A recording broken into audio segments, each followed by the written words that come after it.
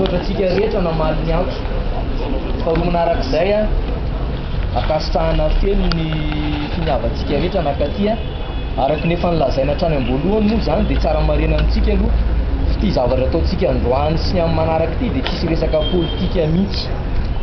ialana tanteraka ny resaka politika tsirikevitra avy amin'ny mpanao gazety kirakira amin'ny fanatanjahantena no nahatonga an'izao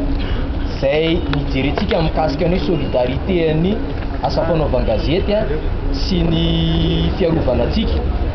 dia nisy ny fivoriana zay nataontsika tary amin'ny obonakay maly dia toy an'izay fivoriana zay nisy ny hevitra ny tsiro hoe anao sitinina tetotsika dia nakasitrahantsika feno ihany koa ny secrétaire général ministère nandray anay solotenantsika araky nefa nitapahana tary maly ny fionana atao dia nafinaritra fionan'ny pirala mpianaka tokoa ary tena mitovy ny tadidanga satria ao anatin'ny eritreritry izy ireo mieritreritsika ihany koa fa mifanataterahana azy sisa no andrasana voalohany indrindra aloha nitakina anisan'izay resahana ny mikasika ny famohanana amatsika Evariste Ramanatsoavina dia zareo nampanantena fa hodiniana mikasika ny tady sy ny fiaonantsika nanomezana ny fekevitra ry zareo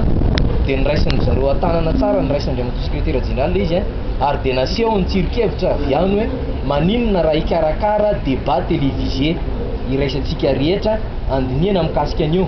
zay solotena moa dia nanaiky satria ilaina tokoa izay ary zareo koa dia efa nilaza fa reo mpitarika telo lahy zay azo ambara ao anatin'ny ordre fikarakarana an'le kody dia efa miasa andro manaly na rivoaka tsy hely zay kody zay anisan'ny mijerena miaraka amin'ny zareo ihany koa izay zay angamba ny vokatry ny fionana tao tena marina zany tafita tany ny afatra rehetra dia ampitainay aminareo ny afatra voaraindry zareo ny afatritsika rehetrarehetra dia karakara n'le débat télévisé izy ireo iarana antsika mpanao gazety indrindra ihany koa patron de presse zay anisan'ny tafiditra ao anatin'le asa fanaovan-gazety ihany koa